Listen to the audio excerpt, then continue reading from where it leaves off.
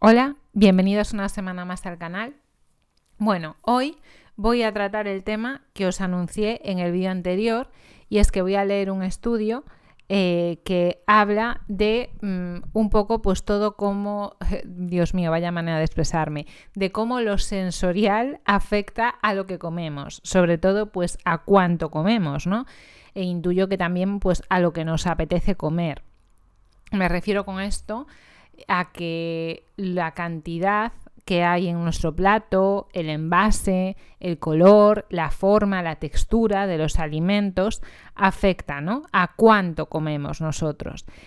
Y es algo que me parece que conocer nunca está de más, ¿no? Sobre todo teniendo en cuenta que vivimos en un ambiente de alta disponibilidad de alimentos, teniendo en cuenta que la industria alimentaria siempre está ahí trabajando, estudiando nuestro cerebro, ¿no? Mientras nosotros estamos generalmente ahí pues viendo la vida pasar, ¡ay, como intuitivo, unicornios volando por el cielo y tal!, mientras otras personas se dedican a estudiar cómo funciona nuestro cerebro. Entonces yo creo que la única forma de hacer la guerra santa, por decirlo de algún modo, es conociendo también nuestro cerebro y ya a partir de ahí cada uno que decida de forma responsable, es decir, asumiendo las consecuencias, cómo quiere comer. ¿Vale? Y la industria alimentaria ya sabéis que para mí no es el enemigo, que es una industria como otra cualquiera. Simplemente que hay que tener los ojos abiertos, es decir, la industria alimentaria no es solo el que hace las galletas para el supermercado de moda en tu barrio, es el que hace que tú puedas tener en tu casa goma Santana, que tú puedas tener en tu casa pan cetogénico, la persona pues que pone de moda cualquier cosa que nosotros después imitamos, ¿no? Entonces, todas estas cosillas me parece que en este estudio están muy bien relatadas.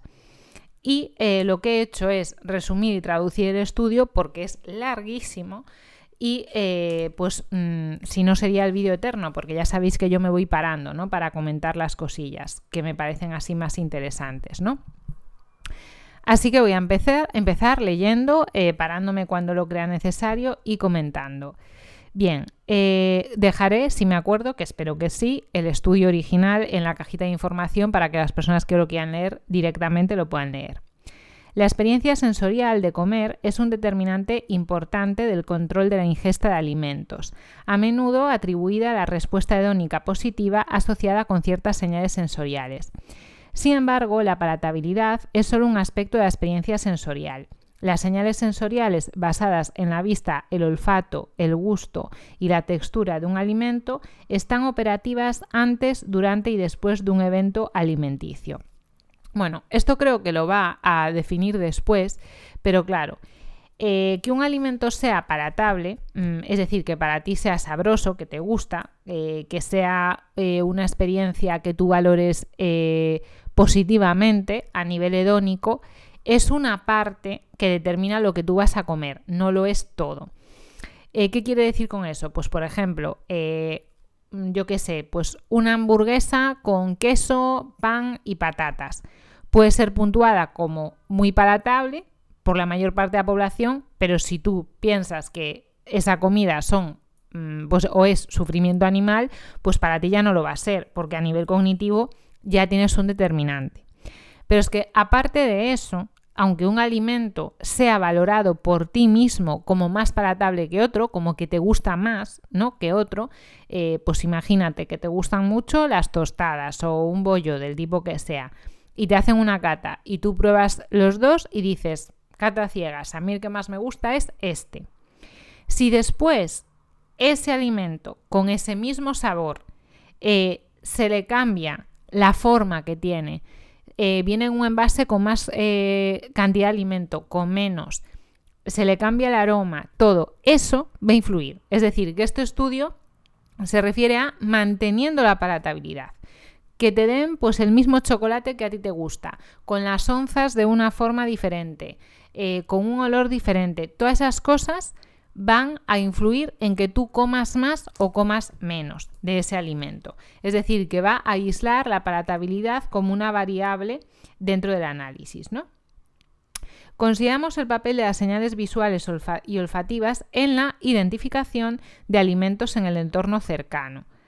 guiando la elección de alimentos y la memoria para comer. Y destacamos las formas en que los sabores y texturas influyen en el tamaño de la comida y el desarrollo de la saciedad después del consumo. Bueno, esto tiene mucho de donde sacar, pero que se va a ir desarrollando después, ¿no? Pero, pues obviamente se refiere a que lo visual y lo olfativo es lo que te puede ayudar a querer identificar y elegir los alimentos, porque son los sentidos que te lo permiten. La palatabilidad, pues hasta que tienes el alimento en la boca, no sabes si te va a gustar o no te va a gustar.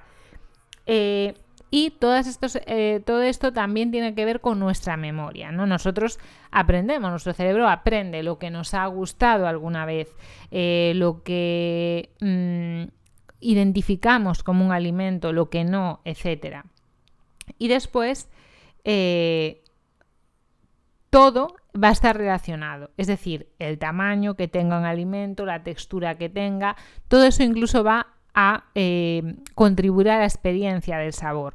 Porque bueno, en este estudio yo quité muchas partes para que no sea tedioso, pero es que incluso la forma o la textura que pueda tener un determinado alimento va a influir en cómo tú muerdes, si coges más en cada mordisco o no, y eso a su vez va a influir, por ejemplo, en los aromas que desprende el alimento dentro de tu boca, y eso forma toda la experiencia del sabor, ¿no? El sentido del gusto más esos olores que están sobre todo a nivel como retronasal, creo que es lo correcto, porque no es algo que tú hueles cuando tienes el alimento fuera de tu boca, sino cuando ya te lo has comido.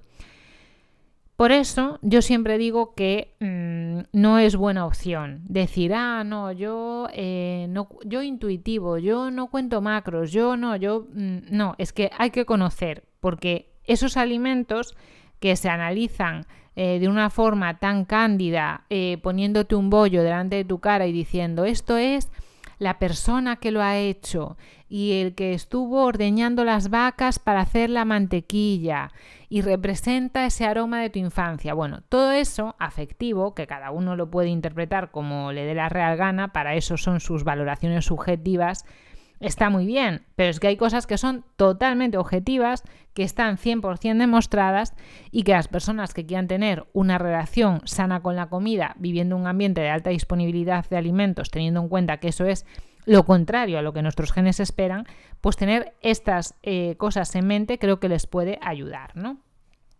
En la introducción empieza un poco pues haciendo no una crítica, pero bueno, diciendo como que a la palatabilidad se le ha dado demasiada importancia. Las propiedades sensoriales de los alimentos y bebidas están operativas antes, durante y después de un evento alimenticio.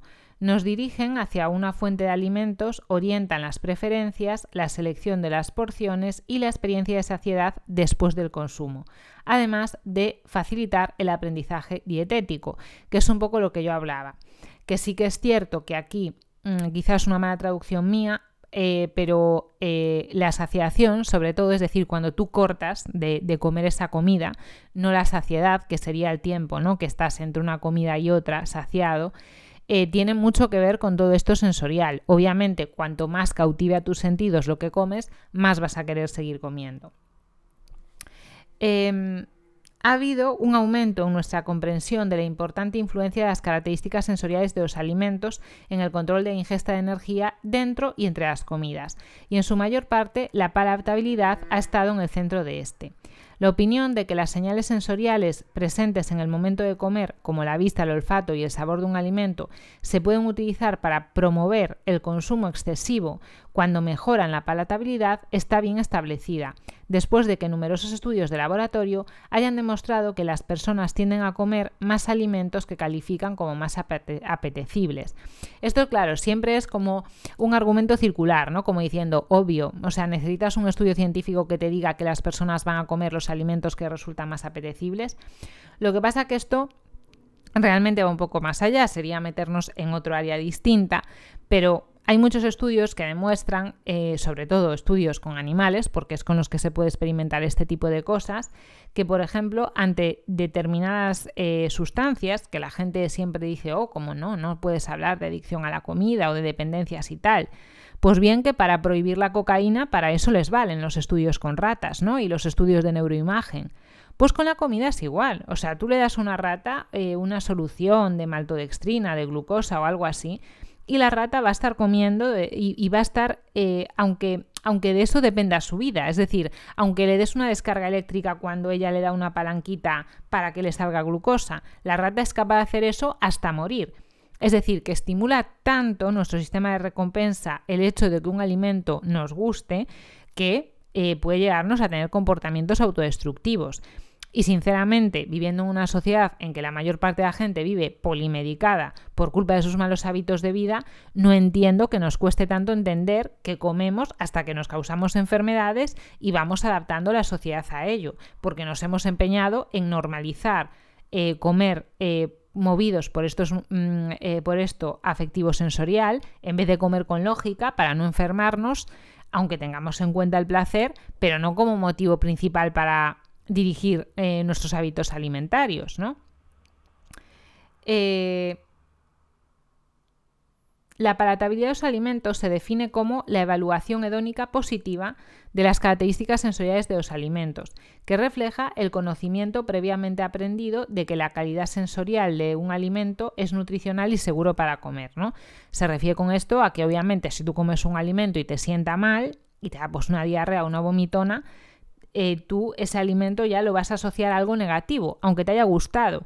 Supongo que todos lo hemos vivido. Yo me acuerdo que de pequeña una vez me pillé un empacho de cacahuetes que estuve muchísimos años sin poder tomar cacahuetes. Y yo era consciente que el sabor me gustaba, pero claro, el cerebro aprende que ese alimento le ha hecho daño.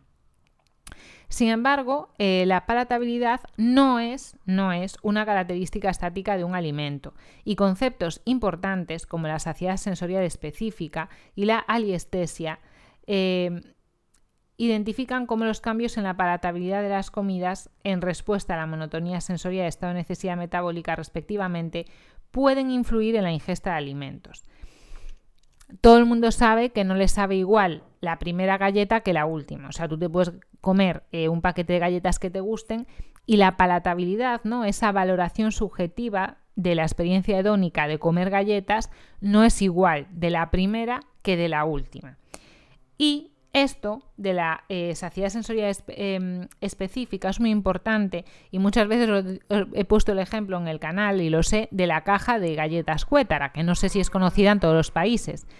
Pero bueno, en general, ¿no? El pasillo de galletas de cualquier supermercado es todo la misma mierda. O sea, si hiciésemos un estudio analítico de eso, todas tendrían harina de trigo, azúcar, tal. Nos parece que son muy distintas, pero son todas lo mismo a nivel de ingredientes. ¿Qué es lo que cambia? La experiencia sensorial.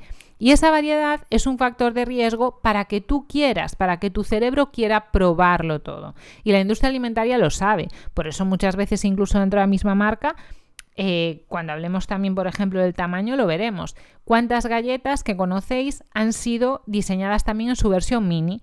Ahora hay muchas galletas que está su versión normal y su versión mini. Y hay profesionales de la salud flipando con eso y que los imitan, ¿no? A la industria alimentaria. Tortitas y mini tortitas. O sea, para mí, jugar con fuego ante tanta gente vulnerable y ante una sustancia o una conducta que está socialmente aceptada, que es aún encima lo peor, ¿no? Porque hace que sea más de riesgo. Nadie te va a rechazar por decir, ay, mini tortitas, o mira qué bien, he hecho la imitación del donut sano. En cambio, tú fumas y te dicen, fumar malo. Una copa de vino, estás promoviendo el consumo de alcohol. En cambio, un mini donuts, maravilloso. Así va a aprender a valorar la comida la gente. Bien, pues aquí también yo busqué unas definiciones de saciedad sensorial específica y aliestesia. Sobre saciedad sensorial específica he buscado esto. Basta con que reduzcamos cada comida a un único ingrediente para comprobar que el apetito disminuye de manera considerable. Este efecto, que recibe el nombre de saciedad sensorial específica, es responsable de que comamos más cantidad cuanto mayor es la variedad de sabores en el plato. Además, según los expertos, explica por qué después de una comida copiosa, a pesar de sentirnos completamente saciados, siempre nos queda un hueco para el postre. Es decir, que cuando varía la experiencia sensorial, tu saciedad pues es un poco hackeada, por decirlo de alguna manera. Tú has comido tu comida, tu primer plato y tu segundo, o tu plato único, pero el postre es sensorialmente tan distinto que siempre hay un hueco para el postre, aunque tú te sientas tan saciado que no puedas repetir, porque realmente no te apetece, de esos platos principales. Y esto se observa muchísimo en clientes que tienen un patrón alimentario malo, que son los típicos que les gusta que su ensalada sea, no sé, no sé cómo decirlo, un cuenco donde ir echando todo lo que pillan. Solo le falta echar unos lacasitos a la ensalada. Y puedo echar esto, y puedo echar lo otro, y puedo. Pim, pim, pim, pim. ¿Qué buscan? Estímulo, estímulo, estímulo, estímulo. A lo mejor esas personas no tienen otro tipo de estímulos en su vida y es de ahí de donde sacan todo el hedonismo, ¿no? Y hay que esto tenerlo en cuenta. O sea, por eso las típicas dietas de culturista de brócoli, arroz y pollo funcionan, porque la experiencia sensorial es limitada. Y eso facilita que tú te sientas saciado con lo que estás comiendo, ¿vale? O sea, cuando tú pones mucha variedad en tu plato, ese efecto del plato combinado o ese efecto de galletas cuétara o esos distintos colorines en los lacasitos hace que tú comas más. Si fuesen todos del mismo color, comerías menos, porque sensorialmente es un estímulo que te hace perpetuar esa conducta de estar comiendo.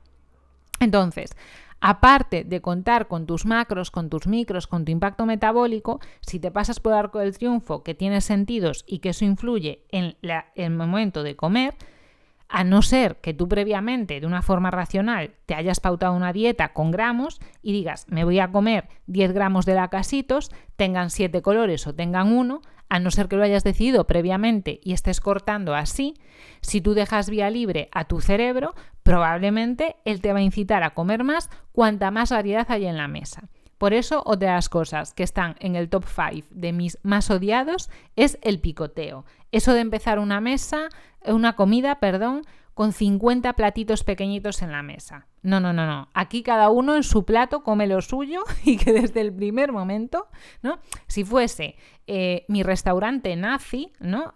Pues ese restaurante nazi que yo crearía sería un restaurante en el que la gente tendría su plato con su comida, con unas cantidades limitadas de variedad de alimentos. Puedes poner como mucho X alimentos en tu plato.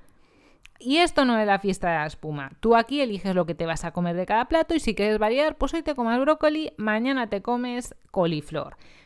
A ver, esto es una exageración. Obviamente no creo que porque mezcles coliflor con brócoli vaya a pasar nada, o coliflor con brócoli y zanahoria. Pero ya sabéis a lo que me refiero. ¡Ay, qué bien queda! La ensalada con quesito, con pasitas, con no sé qué. Venga, sí, fiesta. Al final tu ensalada es como tomarte el máximo pack que te puedan vender en una hamburguesería de comida rápida, ¿no? Eso es a lo que me refiero. Y hay algo que no falla, amigos. Fijaros en el comportamiento de las personas que comen mucho y que suelen tener, no digo siempre, porque hay algunos movimientos sociales que dicen que no tiene nada que ver lo que comes con tu porcentaje de grasa. Pues bueno, yo muchas veces me he fijado en personas que tienen un porcentaje de grasa elevado y cómo comen, y todas estas cosas de experiencias sensoriales se cumplen. Gente que le encanta el picoteo, gente que le encanta poner 50 cositas en la mesa, es decir, que sus conductas hablan mucho de cómo no tienes que comer si quieres evitar comer en exceso, ¿vale? Por eso yo sí creo que el circuito de hambre-saciedad está bien, pero claro, está bien cuando el hombre estaba cazando y pillaba comida de vez en cuando y se pasaba todo el día moviéndose, que es lo que ha pasado durante miles de años. Ahora, que desde hace 70 años el hombre esté todo el día sentado y tenga a su disposición mogollón de energía, viva estresado, pues al final hace que tú no te puedas controlar. Y gente con pocos recursos cognitivos, porque nunca haya tenido información sobre este tema, pues al final está enganchado a la industria alimentaria, a la industria de la sanidad, porque tiene que tomar pastillas, porque tiene que ir al nutricionista, porque tiene que ir al psicólogo. O puede aprender cómo funciona su cerebro, empoderarse y decir, pues yo voy a tomar decisiones inteligentes sobre mi alimentación. Porque cuanto mayor sea tu porcentaje de grasa, ya te digo que mucho peor va a ser para ti para controlar tu ingesta alimentaria, porque esas hormonas, ese exceso de leptina, también influye en tu cerebro, en las áreas más primitivas que tienen que ver con la regulación del apetito.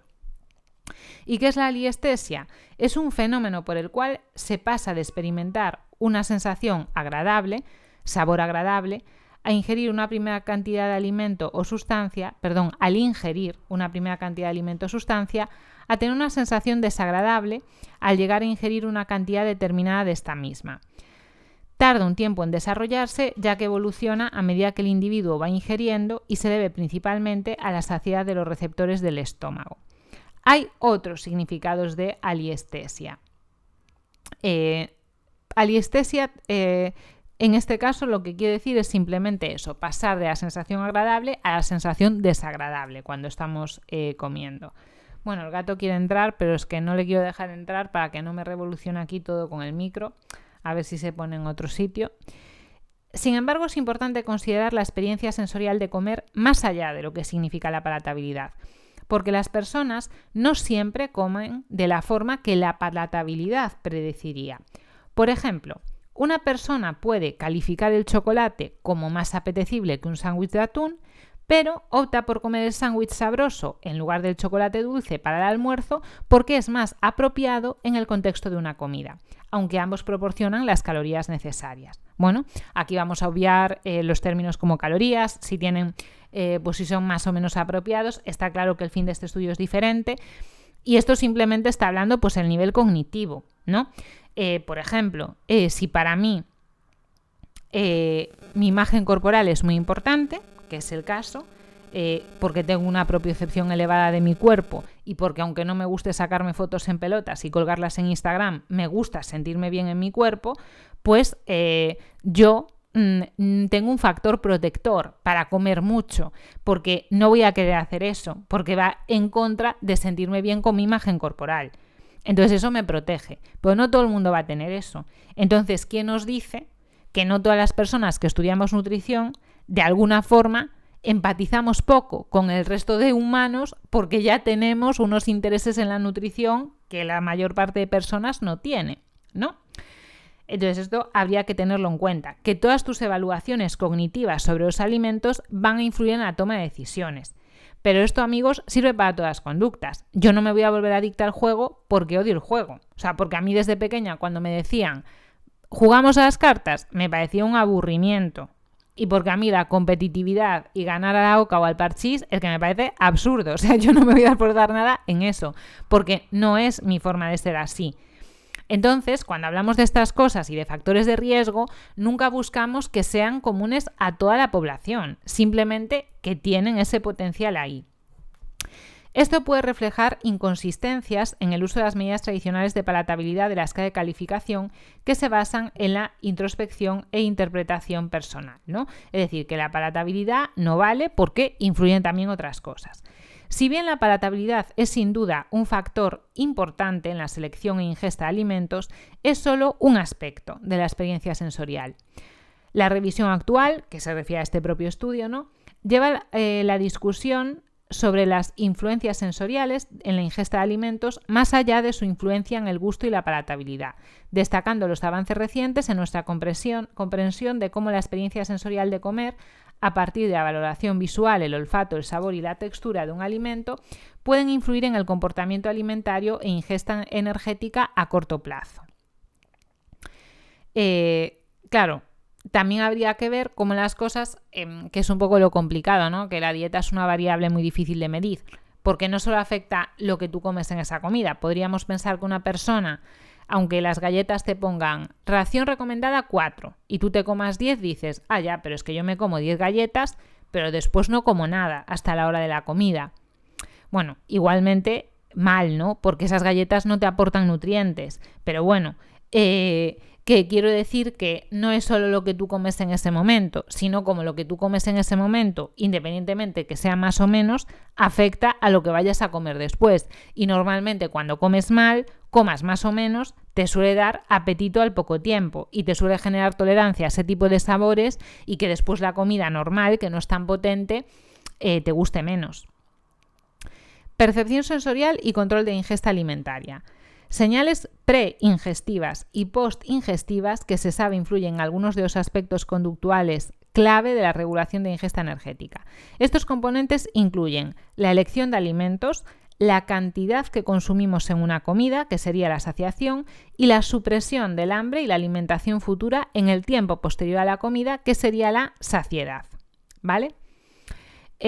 Por ejemplo, a mí las dietas altas en grasas me resultan más saciantes y yo lo sé porque muy someramente sí que he estado macreando mi dieta, manteniendo el mismo nivel de proteínas totales y de calorías totales, y veo que cuando llevo las grasas más altas y los hidratos más bajos, tengo mucha más sensación de saciedad.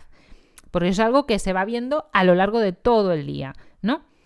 La saciación sería eso, cortar en esa comida. Que tú digas, ya no quiero seguir comiendo, estoy lleno. O no me estimula para seguir comiendo esto. Que yo en ese caso creo que es algo para mí más sensorial que otra cosa.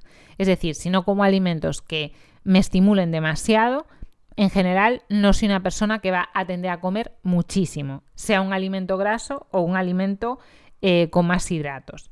Pero bueno, por supuesto que los platos son complejos, habría que analizar eso, cada comida y la vida de ese individuo, etc. Pero en fin, este marco predice que el efecto saciante de un alimento en particular depende en gran medida de la experiencia temprana de su consumo. Y vamos a empezar. Bueno, voy a obviar los nombres de científicos y todo eso, para que no se haga largo, pero si os queréis honrar, pues ya leéis el estudio y le ponéis una vela a cada científico de todos los que va mencionando aquí. Bueno, un estudio demostró muy bien mostrando que una porción de sopa de 425 gramos, que aportaba 400 calorías, se experimentó progresivamente menos saciante a medida que se eliminaban partes de la experiencia de comer, de modo que la sopa era más saciante cuando se consumía por vía oral con la creencia de que era comida y menos cuando se infunde en el estómago sin exposición orosensorial y con la creencia de que era agua. Es decir, que tú la misma cantidad de sopa con las mismas calorías se la das a comer a una persona y le dices, toma, mira qué sopita buena, y la misma cantidad de sopa se la metes directamente en el estómago con una sonda y le dices, te estoy metiendo agua, y lo mismo, las mismas calorías, los mismos macros, le sacian menos. Porque esa persona lo percibe como agua, porque tú se lo has dicho, y porque se la metes en el estómago. O como dicen ellos, le privas de toda experiencia orosensorial. O sea, de todas las experiencias que están en tu boca mientras tú comes. Entonces, esa gente que cree que su cerebro maravilloso tiene un sistema de hambre-saciedad que nos ha llevado hasta aquí, all in, come lo que quieras para sanarte, perdona, pero no es así. Porque tu cerebro es influido por muchos más factores de los que tú crees. Y no hay gente que se perfunda directamente en el estómago una sopa, pero gente también, gracias a mi observación cutre, casera en mi entorno, con un porcentaje de grasa elevada, con una especial predisposición a comprarse zumitos, calditos, gazpachitos, todo lo que venga en un botecito para beber, a mucha gente que yo conozco le encanta. Y en Estados Unidos, que hay unos porcentajes de obesidad enormes, anda que la gente no está enganchada a beber movidas que no sea agua, que es lo único que habría que beber. Y la gente dice, qué guay, ay, han hecho este batido, mira que han sacado en el súper. Basura, todo eso basura. Ya mejor si en nuestra mente lo etiquetamos así, beber agua y lo demás de verdad no existe. Bien, la experiencia inicial de comer... ¿Por qué se me apaga la tablet? Me gustaría haberlo tenido impreso. Lo que pasa que con el tema de que estamos en Semana Santa y tal, pues al final dije, pues me lo mando a la tablet y ya está. Pero claro, este es el problema, que la tablet me la juega un poco en este sentido.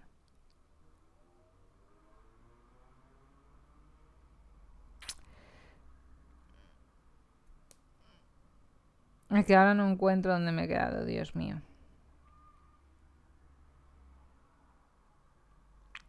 Aquí está. La experiencia inicial de comer es importante porque los animales, incluidos los humanos, aprenden a comer en respuestas a señales sensoriales, al formar asociaciones entre la experiencia temprana de la característica sensorial de un alimento y los efectos posingestivos de la entrega de nutrientes. Las características sensoriales que constantemente indican la entrega de nutrientes adquieren un significado y pueden usarse para predecir las consecuencias de consumo. Esta integración aprendida de las señales preingestivas y postingestivas puede expresarse como un mayor gusto por los alimentos ricos en nutrientes y creencias explícitas sobre el poder saciante potencial de un alimento, que a su vez modifican la elección y la ingesta de alimentos. Es decir, nosotros inconscientemente nuestro cerebro va aprendiendo de todo, ¿no? No es lo que nos hayan dicho nuestros padres, son todas las experiencias que vamos viviendo. Y nuestro cerebro, más allá incluso de lo nutritivo, que es lo que están hablando aquí, y de cómo tú te hayas aprendido, que tú hayas aprendido a que esto te sacia, al final una persona al uso que nunca haya hecho una dieta, ¿cómo hace su propia dieta? Es decir, ¿cómo ha diseñado su dieta creada por él mismo? Pues por lo que ha visto normal, por lo que han aprendido en su casa. Pues lo normal es comer así. Para saciarte necesitas comer esto. Y por ejemplo, vas tú a comer y llevas un plato lleno de verduras, que para ellos es muchísimo, y te dicen, vas a reventar comiendo eso. Y a lo mejor ellos están comiendo el doble, si lo comparamos a nivel de calorías, de comida basura. Pero ellos perciben lo tuyo como muchísimo porque es lo que su cerebro ha aprendido. Porque ha aprendido a que comer verduras es tomarse un tomate cherry. Entonces ve unas ensaladas tuyas y le parece ahí que le va a caer encima 10 toneladas de brócoli, ¿sabes? Entonces, toda esa información que le damos a nuestro cerebro es importante. Y eso, bueno, para los padres deberían de darles un cursillo a todos, porque eso de gritar a los niños para que coman alimentos sanos y tal, y premiarlos constantemente, eso ya es casi maltrato, que sé que no se hace a propósito, pero vamos a ver, o sea, ¿a qué persona normal se le pasa por la cabeza que para que tu hijo aprenda a comer sano, tienes que hacer otra cosa que no sea normalizar comer sano y comer tú sano delante de él? ¿Qué es eso de si te comes las espinacas te doy un helado? Entonces, ¿qué pasa? ¿Que las espinacas son un martirio por el que te tengo que dar un premio porque comer espinacas es un sacrificio que has hecho tú hoy? No. Bien, empieza aquí con las señales visuales. Las señales visuales ofrecen la primera forma de interacción sensorial con un alimento antes de su consumo.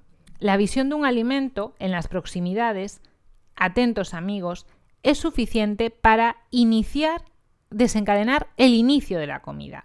Y los productores de alimentos consideran cuidadosamente cómo la apariencia de sus productos pueden maximizar el atractivo para el consumidor potencial. El simple hecho de dividir alimentos como galletas y barritas de chocolate para que se vean como piezas más pequeñas y más numerosas parece reducir la ingesta de ese alimento sin cambiar el gusto.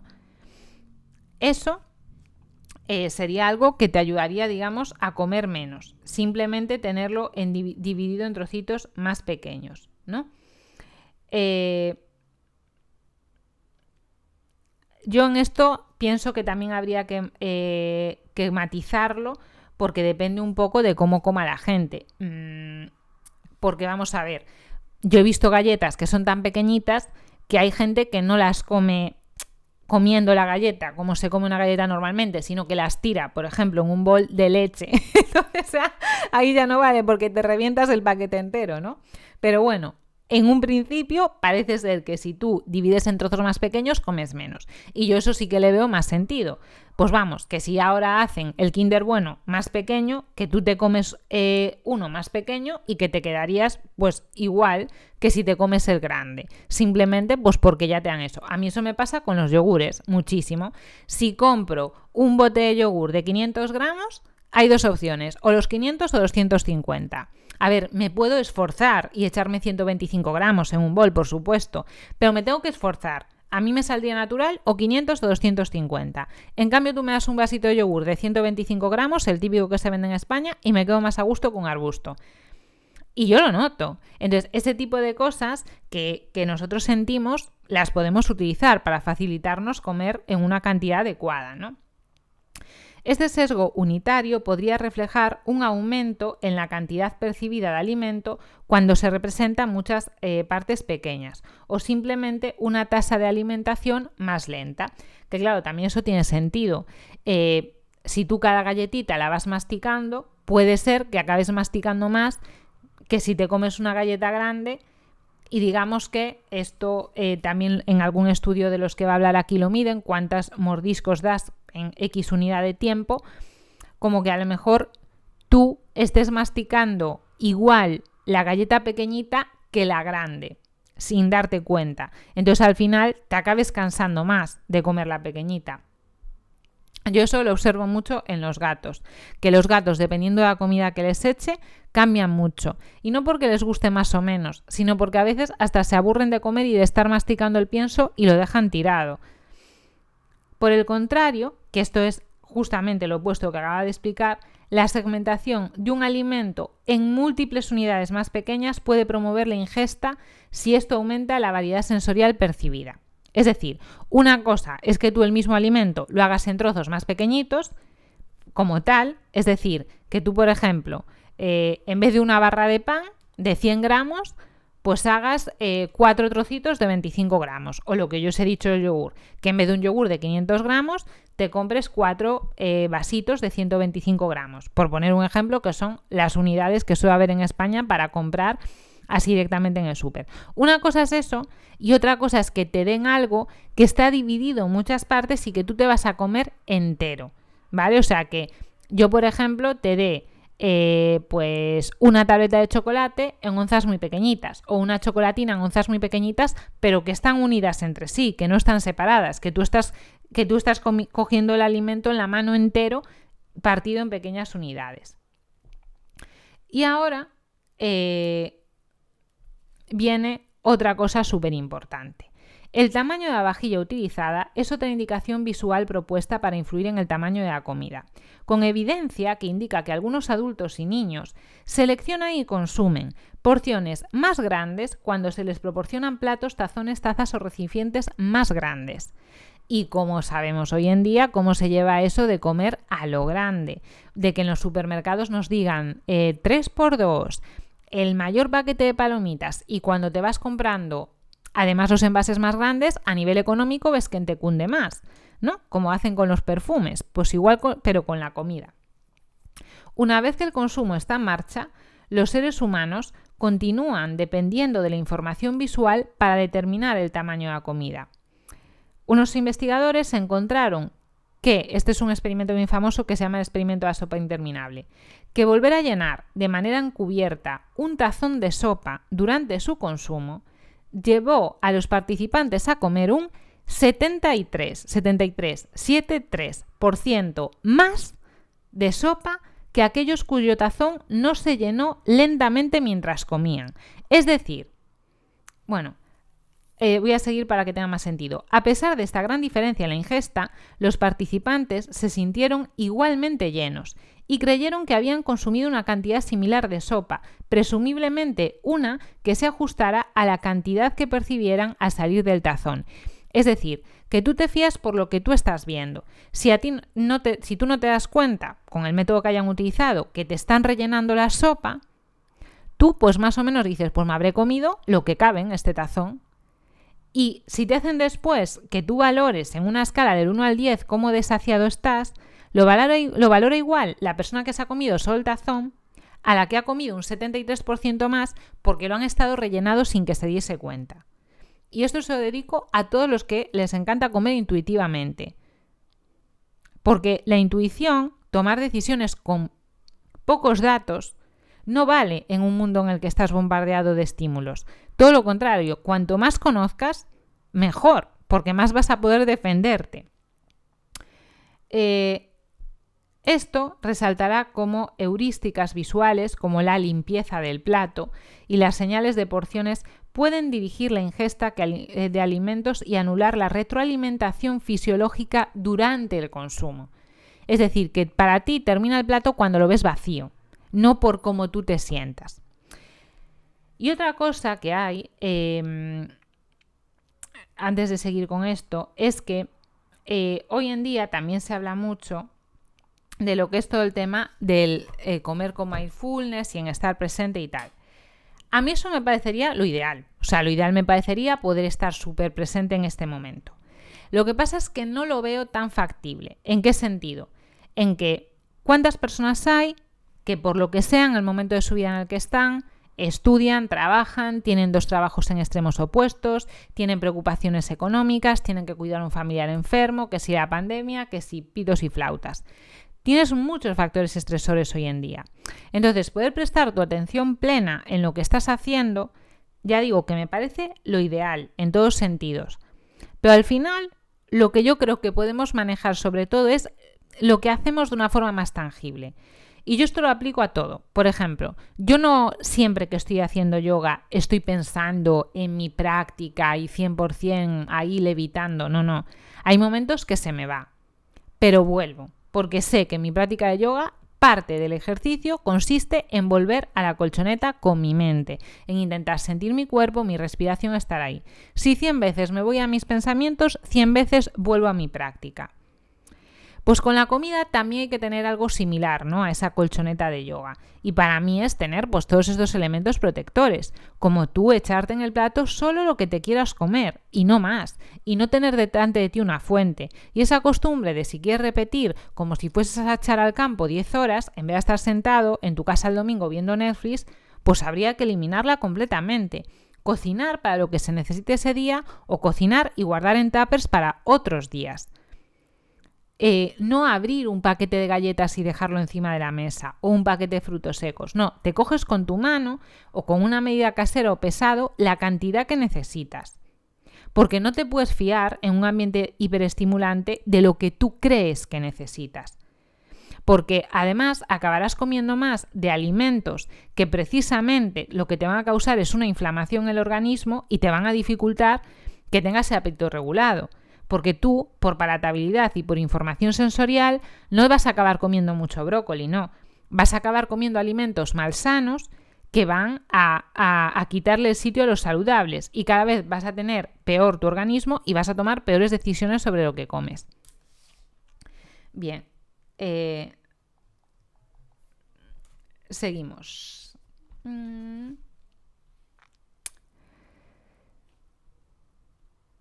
Por ejemplo, las personas tienden a consumir más cuando un alimento se sirve en porciones más grandes en comparación con porciones más pequeñas. O sea que tú a una persona le echas en un plato un trozo de pollo grande y dentro que cabe eso no sería un problema, pues digamos una patata grande y una pequeña, pues si le pones grande se revienta la grande. Si le pones la pequeña igual se come la pequeña y dice pues no necesito más. O sea, ese hecho de que tú ya le predispongas a comer algo más grande influye.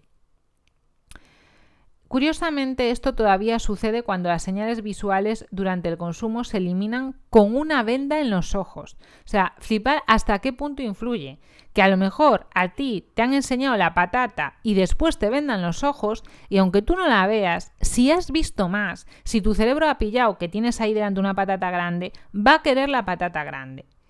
Unos científicos encontraron que la evaluación visual breve del tamaño de una porción grande versus pequeña antes de vendar los ojos fue suficiente para incitar a los participantes a consumir más de la porción grande al aumentar inconscientemente el tamaño de la mordida, pero no la frecuencia, es decir, que daban bocados más grandes solo porque les habían puesto delante una porción de alimento más grande. Y después la gente, siguiendo en redes sociales, al repostero y dicharachero creyendo que eso no influye en lo que le va a apetecer comer y en cuánto va a querer comer. No sé por qué tengo antojos. Pues no sé. Si cada vez que miras el móvil ves a alguien que no para de subir alimentos apetecibles, aunque lo disimule de vez en cuando poniendo una judía, pues vamos, al final te apetece, está claro, porque todos somos humanos, todos vivimos en un ambiente estresante, todos vivimos en una sociedad competitiva, todos nos sentimos que no llegamos a donde tenemos que llegar y al final, pues por algún lado tiene que salir todo eso, ¿no?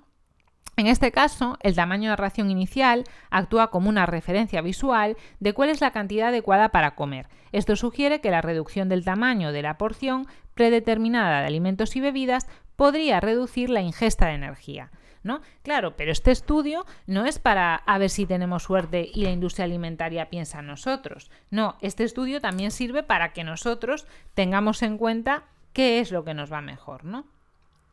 Bien. Entonces, la cantidad que comemos puede depender en parte de cuánto vemos al principio.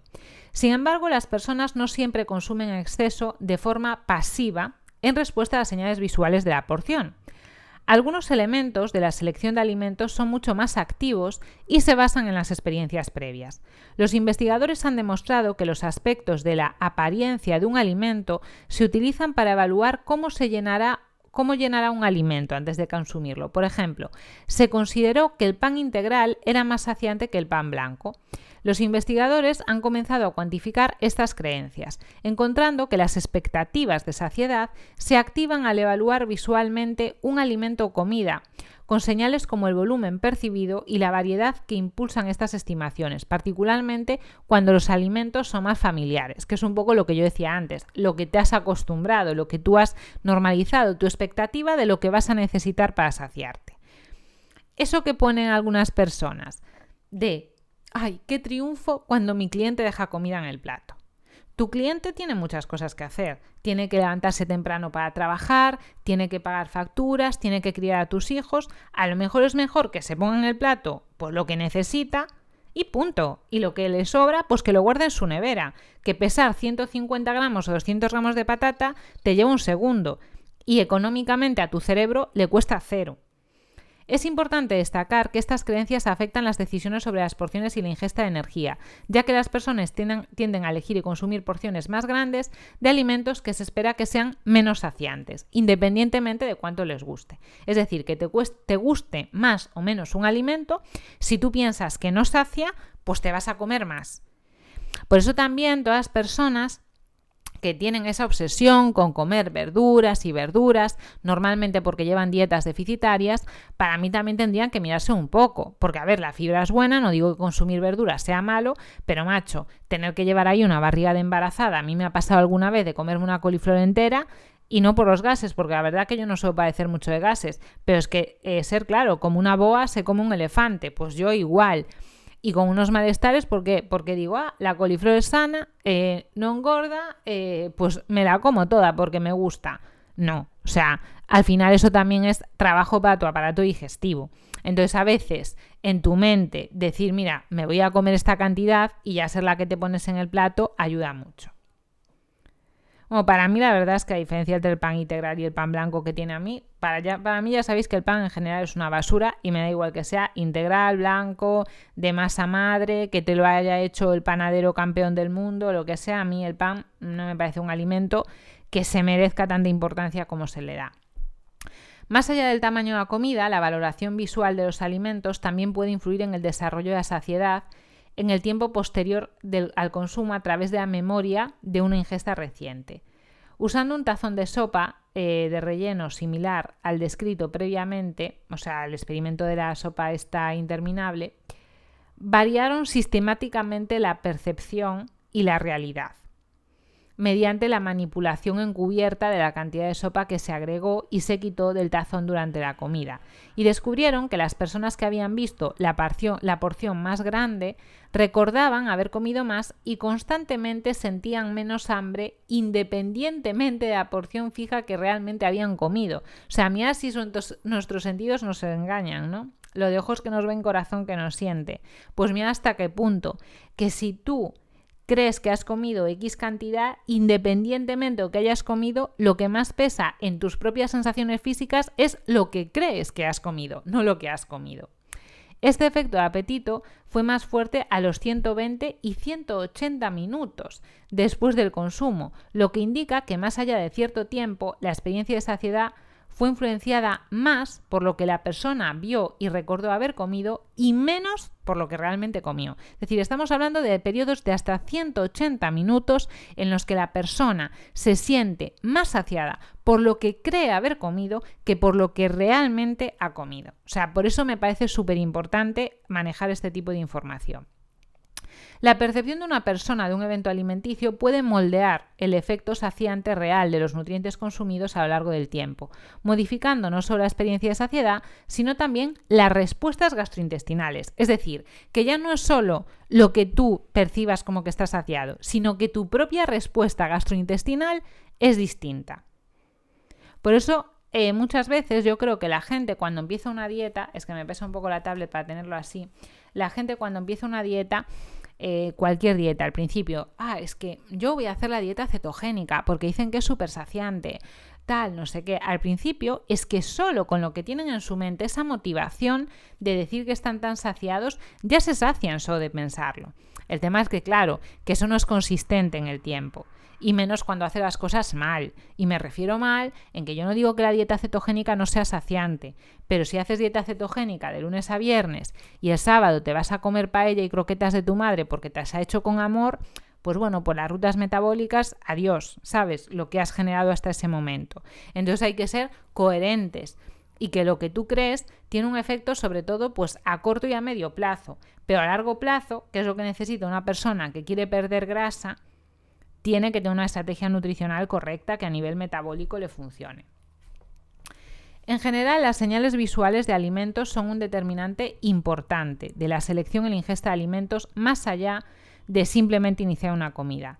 Durante el consumo, a menudo se confía en las señales visuales para informar cuándo dejar de comer, y las señales que nos empujan a servir y comer porciones más grandes se han asociado con el consumo excesivo en lo que parece ser una forma pasiva. Pero la valoración visual de un alimento también puede evocar creencias y expectativas sobre las propiedades saciantes de este alimento, que se pueden utilizar para guiar decisiones sobre lo que ponemos en nuestro plato y posteriormente comemos, con una evidencia que indica que los recuerdos de estas señales tienen la potencia para modificar la experiencia de saciedad en el tiempo entre comidas. ¿Vale? Por eso a mí, cuando la gente se dice tanto, ¡ay, el pan integral, cómo sacia, qué nutritivo es! Por eso no me gusta mucho, porque al final la gente pues acaba haciendo el cambio de pan normal a pan integral y se cree que ha hecho un gran cambio y a nivel metabólico igual no le sirve para nada y no logra bajarle el nivel de inflamación de su organismo ni nada de eso. Olor. Los olores de los alimentos son una señal sensorial importante y una parte integral de la percepción humana del sabor, y dan forma a cómo se experimentan los sabores y las texturas. Los sabores de los alimentos indican la presencia cercana de alimentos comestibles y no comestibles, incluso antes de que el alimento pueda identificarse visualmente. Claro, podemos oler algo que todavía no hemos visto. Muchos establecimientos de alimentación utilizan los tentadores aromas de sus productos para atraer a los clientes potenciales. A mí esto me recuerda a un Starbucks o a un McCafé, que pasas por delante y yo ya empiezo a sintetizar insulina on fire, total, porque huele tan bien que es como si te estuvieses ahí bañando en una bañera de chocolate con galletas. O sea, usan unos perfumes que tienen, esos olores son muy evocadores, no sé cómo decirlo. La evidencia de laboratorio sugiere que dar señales a una persona con olores de comida muy agradables, como el olor a pizza o a galletas calientes, puede estimular, ojo al dato, la salivación, promover el apetito y el consumo prospectivo e incluso aumentar la ingesta de alimentos en individuos que sean particularmente sensibles, dependiendo de su masa corporal, índice, nivel de restricción dietética e impulsividad informada. Es decir, hay obviamente factores que influyen. Por ejemplo, en mi caso, que yo tengo esa parte muy inhibida y muy trabajada, puedo ir a un McCafé y estar oliendo y no voy a pedirme nada. Pero una persona que no haya puesto ese freno en su mente y tenga una sensibilidad especial, por muchos experimentos que se han hecho con gemelos monocigóticos y tal, se sabe que hay una correlación entre un porcentaje de grasa mayor y ver la comida como algo más apetecible. Pues claro, tú entras al McDonald's y ves ahí en el McCafé, pero si me pido el café con el bollo, solo me cuesta 80 céntimos más. Y con el olor que hay ahí y con la foto tan bonita que te ponen, pues te lo pides. Y aún encima, como hoy en día, si sacas en redes sociales tu careto comiéndote el bollo, eres el amo de la flexibilidad y del comportamiento alimentario maravilloso, pues dices, pues yo lo hago, mira qué flexible soy, mira cómo disfruto de esta galleta por 80 céntimos, ¿no? Y el de McDonald's, pues aplaudiendo con las orejas, por supuesto que sí, que para eso le paga a sus neurocientíficos para que sepan cómo tienen que poner ahí todo. Investigadores han informado que la exposición a los olores de frutas antes de una comida llevó a los participantes a elegir más alimentos a base de fruta y verduras en una comida posterior. Esto sugiere que los olores pueden orientar la elección de alimentos hacia los alimentos señalados por el olor específicamente. También se ha demostrado que los olores no alimentarios muy agradables reducen el apetito. Pues la verdad es que yo tengo mucha sensibilidad para los olores. sea, es una cosa extraña lo que me pasa a mí. Yo no consigo que tenga un muy buen olfato. O sea, hay mucha gente que cuando estoy con otras personas que me dicen, no hueles tal. Y yo no, yo tardo bastante en olerlo. Pero tengo mucha sensibilidad. Es decir, que no es que tenga un olfato muy agudo, pero cuando huelo algo me afecta muchísimo. Por ejemplo, yo sí estoy, creo que ya lo dije alguna vez, si veo una cafetería, tengo que descansar esta mano porque si no, si veo una cafetería, porque tengo un desastre aquí, bueno, que se me ha roto una uña mía, o sea que estas uñas son mías, no son postizas, pero se me ha roto muy abajo y tengo puesto aquí, en plan a lo cutre, un papel que no sé si llamáis fixo o celo, porque se me rompió tanto que tengo que ir a un sitio en el que hagan las uñas para que me pongan ahí algo, porque si no, esto puede ser muy peligroso. No sé cómo, se ha roto por ahí porque ni me dolió ni nada, pero me miré la mano y la tengo rota muy abajo. Entonces, claro, al estar ya dentro del dedo, me da miedo que pueda pasar algo ahí. Pues a mí, por ejemplo, los olores me afectan, que si estoy para pedirme un café, que ya me cuesta encontrar una cafetería en la que me apetezca entrar y de repente, que me ha pasado alguna vez, me ponen una tapa de callos, tío, me voy a tomar un café con leche y me pones una tapa de callos delante de la cara, pues es que a mí ya se me quitan las ganas de café con leche y de todo, ¿no? O los olores a comida. A mí el olor a comida en general, no sé si os ha pasado alguna vez de ir paseando y que huelan en las casas que la gente, que la típica persona que empieza a cocinar a las 12, aunque vaya a comer a las 2, esas comidas de chup chup, de estar ahí no sé cuánto tiempo, es que yo eso me da un asco, o sea, es algo que no puedo soportar. O sea, yo el olor a comida me repugna. Puedo oler a comida en el momento que voy a comer y aún así no me gusta que haya muchos olores donde esté comiendo. Y ya el olor químico, es decir, que me huela a lavavajillas o algo así cuando estoy comiendo, no lo soporto. O sea, yo para eso tengo muchísima sensibilidad, pero de siempre. O sea, tengo mucha facilidad para que todo relacionado con los olores a comida me dé asco. Que se quede el olor en la ropa. Me acuerdo cuando iba al colegio de pequeña, que al principio tenía colegio por la mañana y por la tarde, por lo típico que había muchos compañeros que llegaban a clase con el uniforme y su uniforme olía a la comida. Yo no lo soporto, o sea, y es que además hay tejidos e incluso en el pelo se quedan muchos olores. A lo mejor una persona está en su casa haciendo un pescado al horno y es que se te queda el olor a pescado al horno en el pelo. Y yo para eso tengo mucha sensibilidad y me afecta mucho a lo que me apetece comer y no me apetece comer. Entonces esto yo sí que los había sentido, ¿no? Muchas veces antes de leer este estudio. Qué pena que los olores a bollos no me den asco. No podía ser, no me ocurre. Se puede hacer una distinción entre los olores que actúan ortonasalmente, es decir, que son percibidos como originarios del ambiente externo, y retronasalmente, ¿no? Que son percibidos como los que se originan en la boca. Una vez que un alimento entra en la boca, el aroma liberado directamente de la matriz de alimento durante la masticación aumenta la intensidad percibida del sabor de un alimento. De hecho, hace mucho tiempo había leído un estudio que decía que por eso tenemos la tendencia a mojar, si tenemos un café con leche caliente, las galletitas, que me viene a la mente la típica galleta Chiquilín o la típica galleta María Fontaneda, que tú tienes ahí un café con leche hirviendo, pero hirviendo literal, como a mí me gusta, y pones ahí la galleta que se queda súper blandita y te viene el olor a la galleta y, Dios mío, como hay gente que no puede decir que eso es una droga. Es que me resulta todavía difícil de entender. Me parece un placer máximo, ¿no? Esa galleta Chiquilín ahí de toda la vida ahí mojada, o esas galletas napolitanas que huelen a canela, ¿no? Y tal, una pasada. Claro, al estar caliente el café y tú mojarlo ahí, el olor es más potente y entonces te apetece más comerlo. El perfil de liberación de aroma retronasal depende de la estructura física de los alimentos que se consuman, tales como la textura y la forma de los alimentos, así como las características de los consumidores individuales, tales como el tamaño del bocado, la tasa de comer y la eficiencia de masticar. Estos métodos han demostrado que los perfiles de liberación de aroma retronasal más intenso, pero igualmente agradables, podrían dar lugar a variaciones en el tamaño del bocado, ¿no? Es decir, que un poco incluso como masticamos tiene que ver con esos olores que se van a producir, ¿no? Y que nosotros sabemos, al final aprendemos eso, qué experiencia agradable se da según cómo mastiquemos.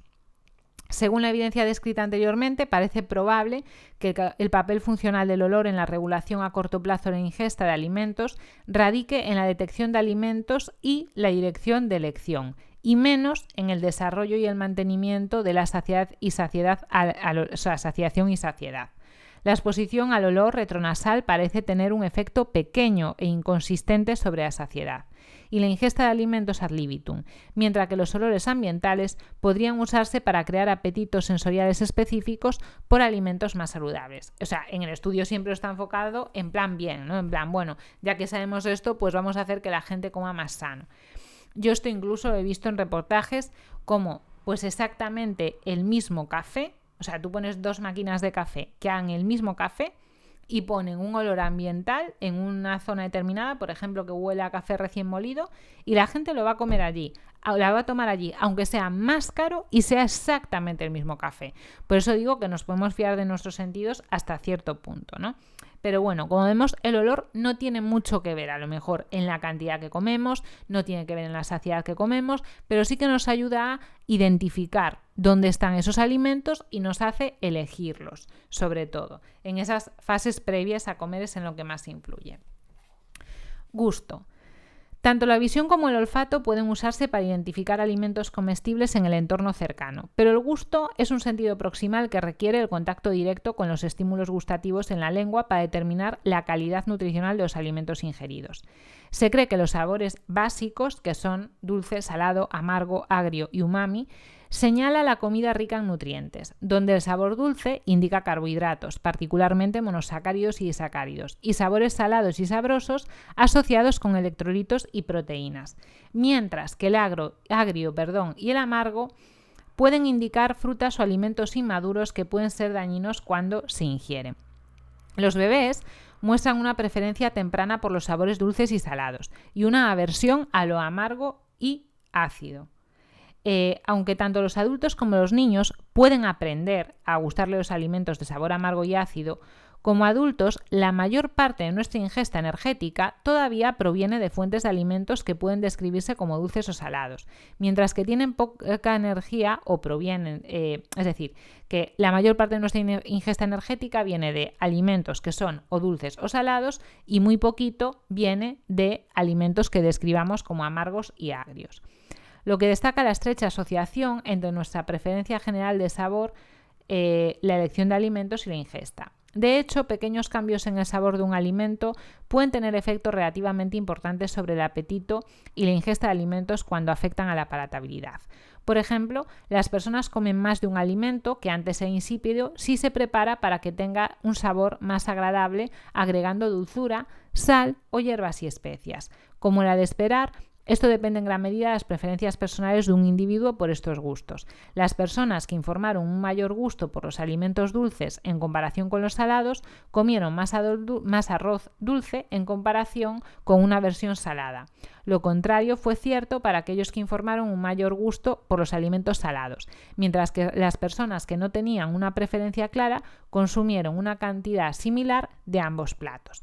Es decir, que si yo te doy arroz cocido o arroz con leche o arroz cocido o paella, si claramente tiras más por el dulce vas a comer más de arroz con leche, si tiras más con el salado vas a tirar más de paella. A ver, esto está mal el ejemplo porque una paella no es solo añadir sal, es añadir muchas cosas y un arroz con leche también es añadir muchas cosas, pero que influyen en tus preferencias. Obviamente si una persona le da asco, por ejemplo, que a mucha gente le pasa, le da asco el olor y el sabor a leche, pues le das un arroz con leche y no le va a gustar. Pero si le gusta el dulce, el mero hecho de que le das ese arroz con dulce ya va a hacer que coma mucho más. Y aquí me gustaría comentar una cosa como dietista, y es que no sé qué tiene la gente con lo del salado en su cabeza, pero me ha pasado muchas veces que la gente me diga, y eso que no soy de dulce, que soy consciente de que lo he comentado en el canal. Es que da igual que no seas de dulce. Si te pasas comiendo, que yo no quiero decir con esto que no haya personas que les cueste perder grasa, aunque estén controlando su alimentación, las habrá. Pero hay gente que pasa de todo como de la mierda y que te dice que bueno, y eso que no como dulce. ¿Y qué más da? ¿Qué pasa? ¿Que un bocadillo de chorizo es como respirar oxígeno? Es como que la gente asocia que solo puedes acumular grasa si comes dulces. Y en cambio, si comes salado, no. Como que lo ven más como comida y que la comida no puede engordar. Y sobre todo si te hace tu madre o si lo asocias a comida tradicional o tal.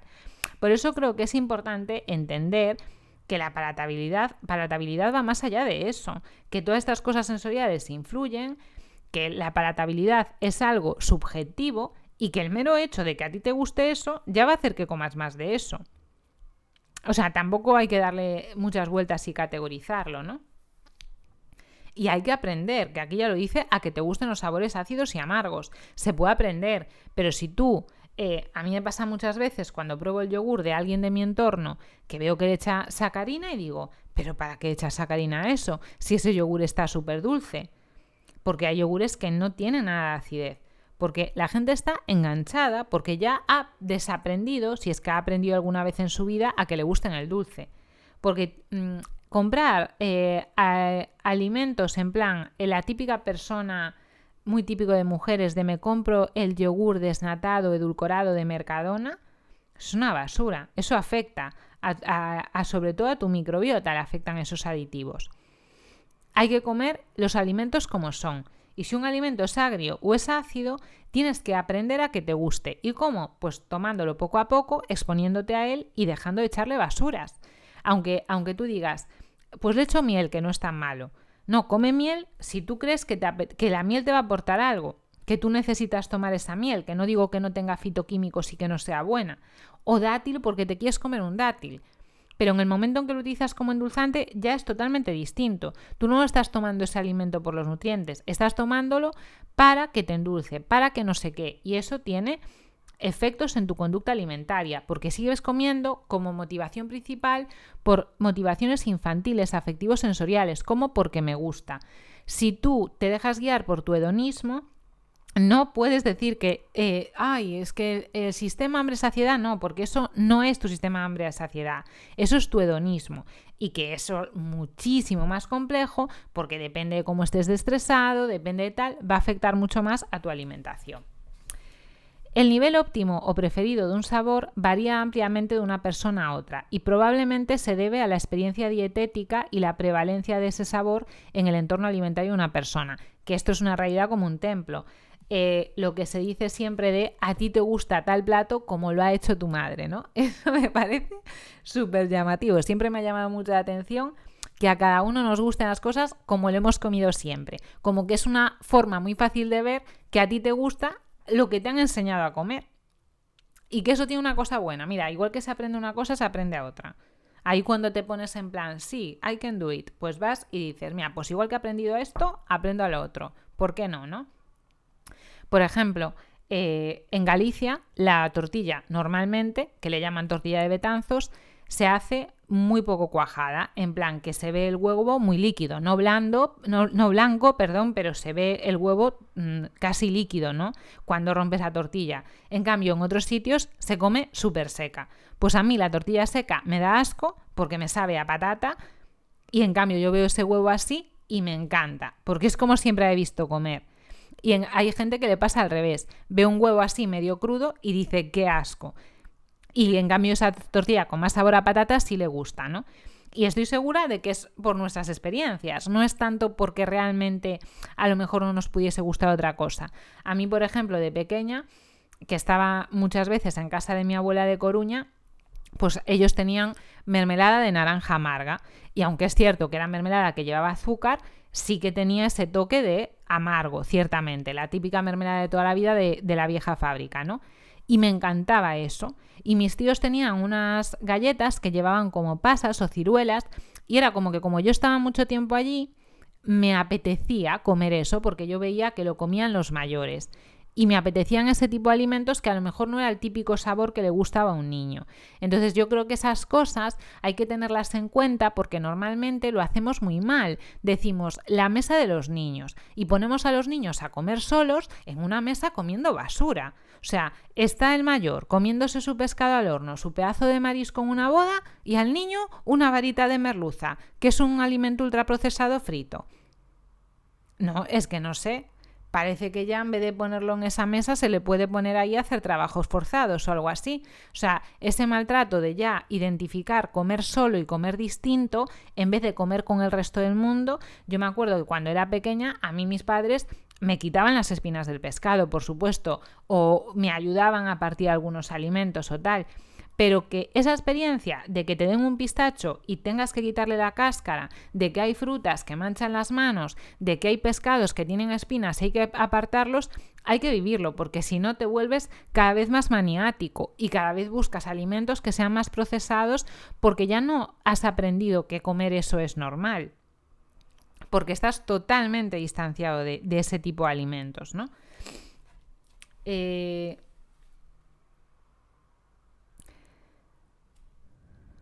Por ejemplo, la preferencia de sabor de un individuo por los alimentos salados se puede cambiar hacia arriba o hacia abajo después de un periodo prolongado de uso o agotamiento de la sal. Como era de esperar, las personas tienden a comer más alimentos que contienen su concentración preferida de sabor. Y a mí eso, por ejemplo, me pasaba cuando iba a comer a casa de mi abuela. Como mi abuela echa mucha sal, al principio me sabía salado y después, si no le echaba sal, me sabía soso. En cambio, si he hecho yo sal y he hecho poca, pues me acostumbro a comer poca y ya no la echo de menos. La relación entre la intensidad del sabor y la palatabilidad en respuesta a la concentración de sabor variable está representada por una curva psicohedónica. Utilizando las intensidades gustativas establecidas por esta relación, un científico midió la ingesta de pasta con salsa que contiene la concentración de sal más preferida de cada participante junto con otras dos concentraciones de palatabilidad neutra, una por encima y otra por debajo de su nivel de sal más preferido. Como se predijo, los participantes comieron consistentemente la mayor parte de la comida con el sabor de sal preferido. Sin embargo, la palatabilidad no predijo la ingesta de otras comidas, ya que la sopa con alto contenido de sal se comió menos y se experimentó como más saciante que la versión baja en sal, que fue igualmente neutra en cuanto a palatabilidad. Estudios similares también han documentado lo que aparece como un aumento de la saciedad en respuesta a alimentos más sólidos, aunque no siempre, lo que sugiere que aunque la palatabilidad inicial de un alimento puede aumentar la ingesta de alimentos, la intensidad del sabor percibido actúa de forma independiente para reducir un evento de alimentación. Por eso decía que esto es un poco complejo, ¿no? Porque está mezclando ya la palatabilidad, que recordemos que palatabilidad siempre está siendo interpretado como esa valoración hedónica de que te guste lo que estás comiendo, con la intensidad de un sabor, ¿no? Y que un sabor intenso, aunque sea comida que te guste, puede hacer que tú comas menos que comerías de un sabor que fuese un poco menos intenso, ¿no? No soso, pero un poco menos intenso. Los participantes comían consistentemente un 9% menos de una sopa de tomate con una intensidad alta en sal en comparación con una intensidad baja en sal, a pesar de que estas sopas eran igualmente sabrosas. Es decir, que aunque las hubiesen evaluado como igual de palatables ambas, comían más de la que no era tan intensa. Este efecto solo disminuyó cuando los participantes informaron tener hambre y cuando la variedad de comida fue baja. ¿Por qué? Porque en el momento en que tú tienes hambre, vas a comer mucho más de lo que sea. Está claro que el hambre hace cualquier alimento más reforzante, y cuando la variedad de la comida es baja, te vas a saciar mucho antes. Cuando una persona tiene hambre, digamos que por un lado lo hedónico se puede ver mejor si tú le dices, vale, ya estás saciado, pero quieres postre. Cuanto más saciada esté la persona, menos espacio va a tener incluso para el postre.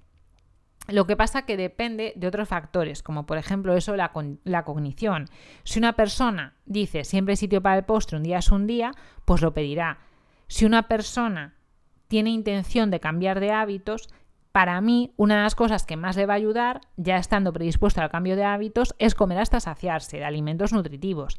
Pero obviamente, si una persona no tiene ninguna intención de cambiar, pues no funciona, porque ya quiere comerte el postre, no quiere cambiar de hábitos. Entonces da igual de las estrategias que tú hagas, ¿no? A no ser que hagas como la película de Matilda, en la que empiezan a machacar al chaval para que se coma la tarta de chocolate entera, pues la gente va a seguir pidiendo el postre. Solo hace falta ver una mesa Nochebuena o Navidad como la gente come muy por encima de sus necesidades, ¿no? Y ya hemos dicho que cuando la variedad de alimentos es baja, por ese mecanismo de saciedad específica, saciedad sensorial específica, que acabas comiendo menos. Es plausible que la intensidad del sabor suprima la ingesta de alimentos sabrosos al modificar los cambios en la palatabilidad dentro de las comidas, por lo de la saciedad sensorial específica. Esto sugiere que los sabores intensos promueven la terminación de las comidas de una forma diferente de la saciedad sensorial específica. Una posibilidad es que la ingesta reducida de alimentos de sabor más fuerte pero agradable represente una forma de autorregulación sensorial independientemente de los cambios de palatabilidad, mediante la cual una persona maneja la experiencia sensorial más intensa pero aún más placentera al reducir la ingesta. Bueno, para mí esto ya es un poco rizar el rizo para nuestro día a día, pero bueno, que veáis que los estudios llegan hasta este punto. Que mucha gente dice, es que no se sabe, es que no se ha estudiado. No, perdona, se han estudiado muchísimas cosas y esta revisión está haciendo alusión a estudios que se han hecho mucho antes de la revisión en sí mismo. Lo que pasa es que a lo mejor alguien no lo ha leído, pero las cosas sí que se saben.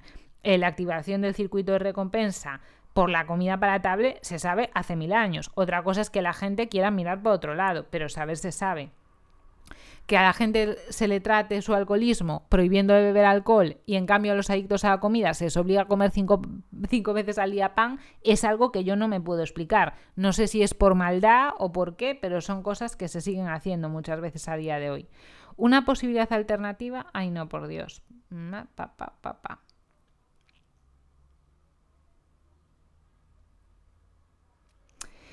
Luego habla del sabor umami. El papel del sabor umami en la regulación del apetito es particularmente interesante en este sentido, debido a su papel sugerido como señal de proteínas en la dieta. Umami, descrito como delicia salada, parece ser una señal sensorial nutricionalmente relevante. Por ejemplo, una mayor sensibilidad al sabor umami está relacionada con un mayor gusto por los alimentos ricos en proteínas. Y la privación de proteínas puede conducir a una mayor preferencia e ingesta de alimentos salados. También hay que decir que me está ahí el gato llamando, que el tema de la privación también está bastante estudiado, pero no quita el hedonismo. Es decir, que haya personas que, por ejemplo, hayan tenido una pérdida de electrolitos muy fuerte o tengan determinadas patologías metabólicas y que les hagan que debido a ello tengan una preferencia, por ejemplo, por alimentos salados, y se puede interpretar como que tu cuerpo inteligentemente está buscando eso de lo que carece, es independientemente del hedonismo. O sea, tú puedes preferir alimentos salados, pero igualmente después te ponen un postre porque está rico y te lo comes. Entonces, no podemos verlo como dos cosas que son opuestas, son teorías complementarias. O sea, que el cuerpo intente generar esa homeostasis, volver a ese equilibrio, no quiere decir que no tenga también circuitos hedónicos que tiendan a satisfacer eso. Por eso yo creo que cuando una persona tiene problemas compulsivos con la comida y que se basa más con el hedonismo, lo que tiene que trabajar, por supuesto, tendrá que hacer una reeducación alimentaria, aprender a comer y todo eso, pero también tendrá, con ayuda de un psicólogo, pues que aprender estrategias de afrontamiento, aprender a buscar qué cosas le pueden producir placer más allá de la comida, que, o sea, que tiene otros problemas que tiene que solucionar, ¿no?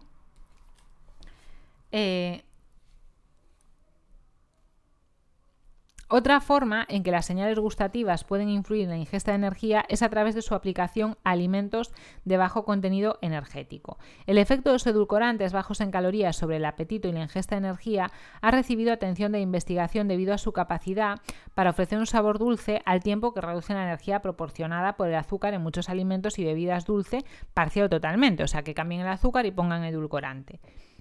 Los resultados de varias revisiones y metaanálisis integrales recientes de intervenciones a corto y a largo plazo, hasta de 40 meses, apoyan la hipótesis del que el consumo de alimentos y bebidas con bajo contenido calórico, endulzados artificialmente en lugar de sus versiones energéticas igualmente agradables, puede reducir la ingesta total de energía y promover el mantenimiento del peso e incluso reducirlo.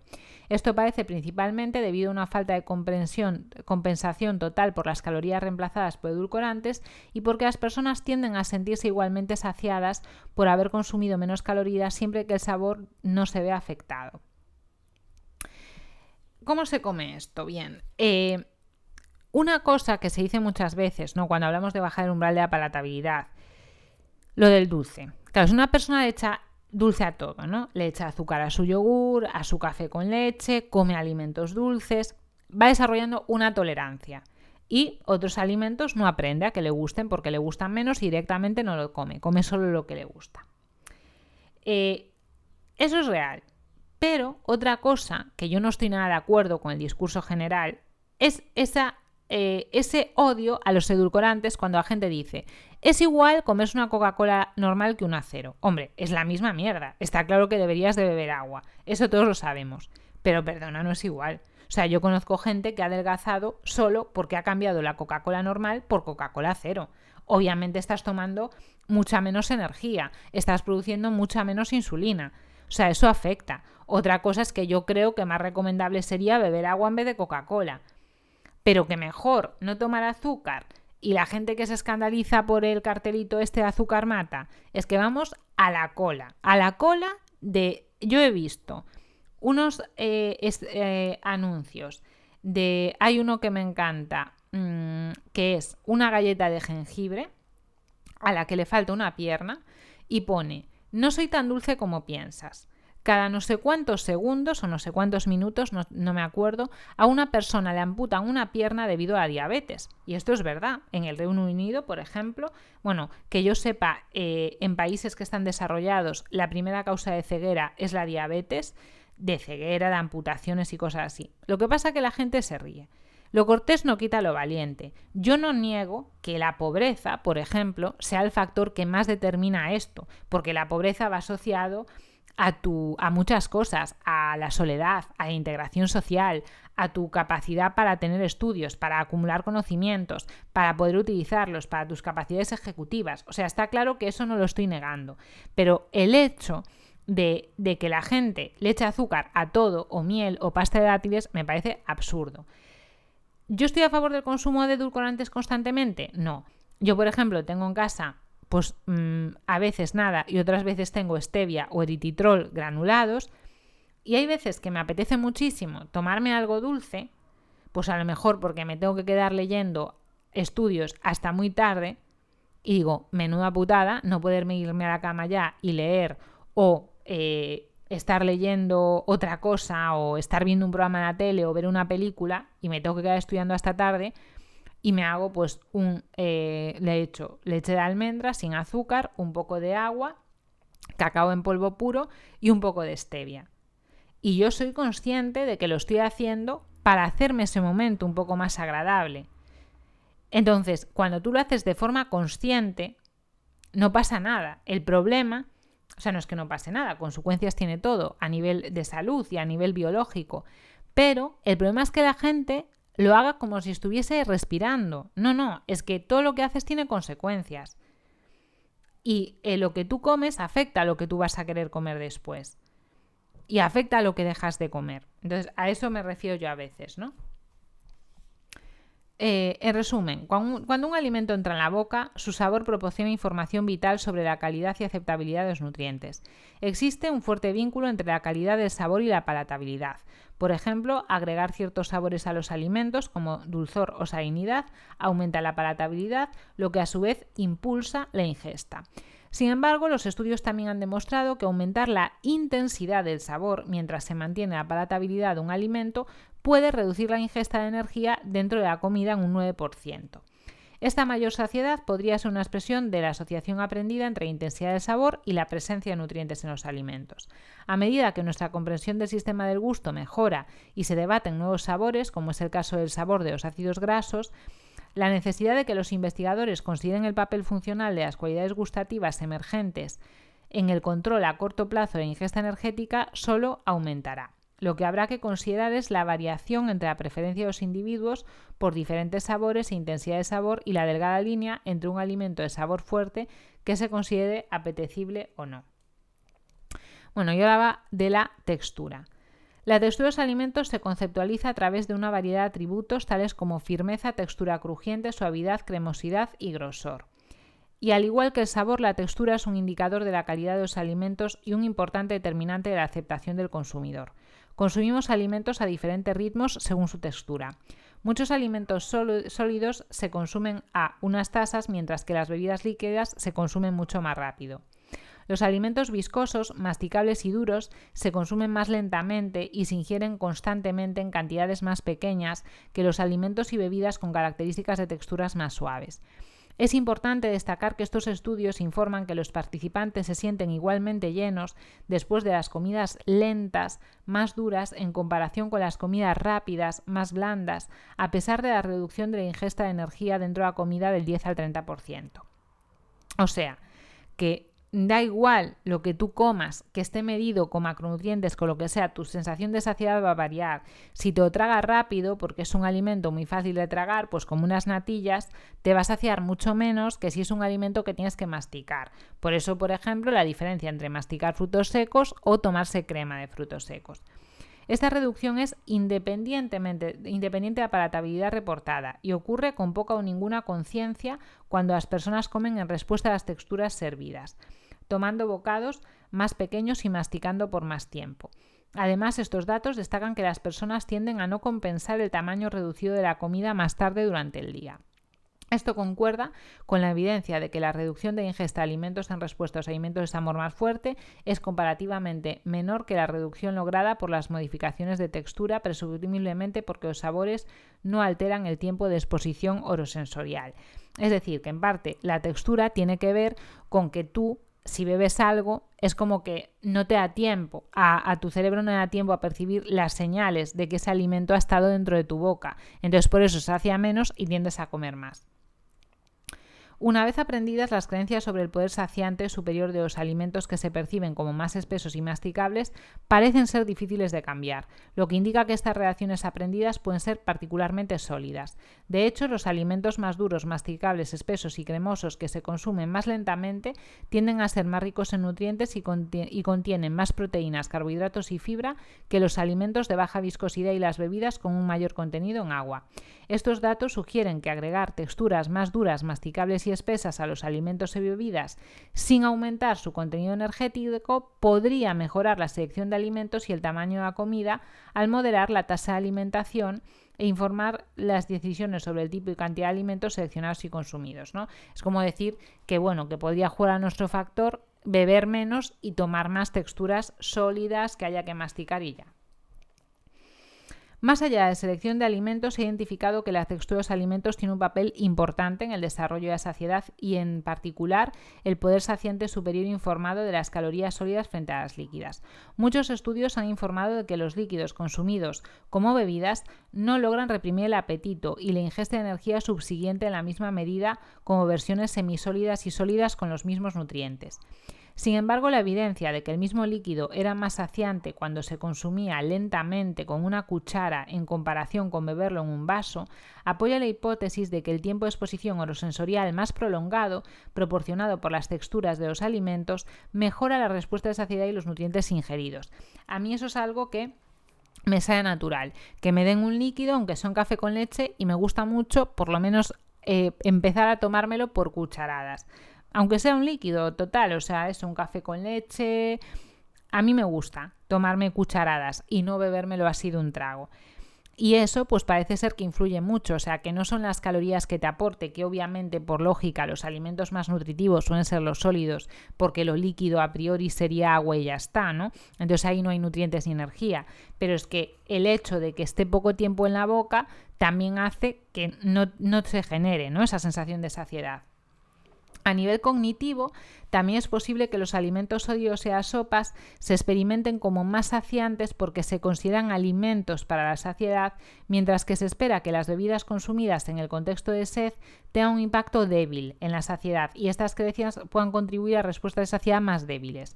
Sin embargo, lo más probable es que una combinación de factores cognitivos, orosensoriales y posingestivos explique el efecto saciante de las calorías sólidas en comparación con las líquidas.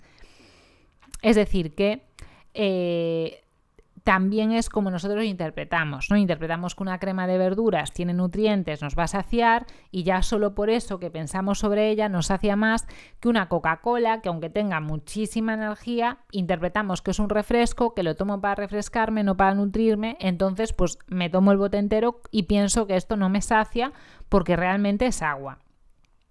En primer lugar, modificar la textura de los alimentos para que sean más duros, masticables o viscosos sin la adición de calorías o un cambio en la aceptación de los alimentos puede reducir el tamaño de la comida y mejorar el poder saciante de los nutrientes que contienen.